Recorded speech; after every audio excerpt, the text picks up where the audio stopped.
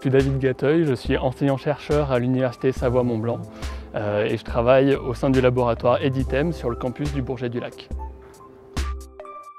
Mes travaux de recherche portent sur les transferts de polluants. L'idée est d'aller repérer des sites qui sont potentiellement contaminés et d'aller les étudier vraiment en profondeur pour savoir si les polluants qui s'y trouvent peuvent être remobilisés, c'est-à-dire transférés vers d'autres zones de l'environnement, ou s'ils vont rester piégés sur place, et s'ils restent piégés, pour combien de temps? Est-ce qu'ils finissent par se dégrader ou est-ce que c'est des polluants qui peuvent être remobilisés à la faveur d'éléments extérieurs? Il y a quelques années, on s'est aperçu que le lac du Bourget était contaminé par des PCB, qui sont une famille de polluants très toxiques. Et un des soucis qu'on a avec cette famille de polluants, c'est que potentiellement ils peuvent se transférer et s'accumuler dans la chair des poissons, et donc on peut avoir une exposition de l'homme.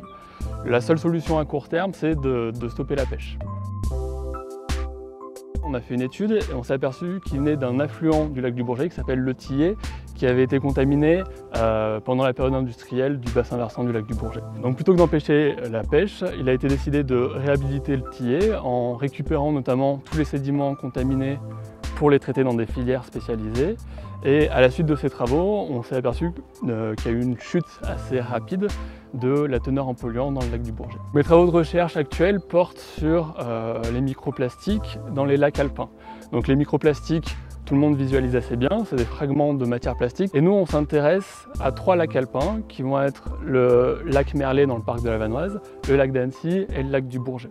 On sait que ces microplastiques, on peut les trouver dans l'environnement. Et ce qu'on ne connaît pas encore, c'est comment ces microplastiques se transfèrent depuis les sources vers l'environnement. Le but de notre projet est d'étudier les 3 lacs afin de les comparer, puisque les 3 lacs n'ont pas les mêmes expositions aux sources. Le lac Merlet, qui est en altitude, ne reçoit que des retombées atmosphériques. Le lac d'Annecy, lui, est protégé des rejets d'eau usée, puisque les zones urbaines se trouvent à l'aval du lac. Par contre, il est ceinturé par le réseau routier, donc potentiellement, il peut être contaminé par l'abrasion des pneumatiques. Et enfin, le lac du Bourget, à côté duquel nous sommes, est peu soumis au rejet du réseau routier. Par contre, on sait que par temps de pluie, on peut avoir des exports d'eau usée en direction du lac. Donc la comparaison des 3 lacs va nous permettre de savoir quelle est la source qui contribue le plus à la contamination de l'environnement.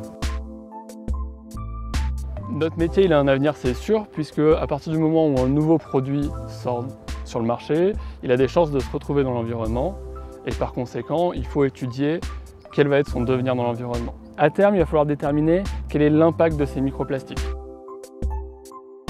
Donc l'année dernière, en faisant un prélèvement sur un lac, on avait accepté de prendre avec nous un journaliste pour pouvoir faire de la publicité pour ce beau projet en direction d'un public plus large.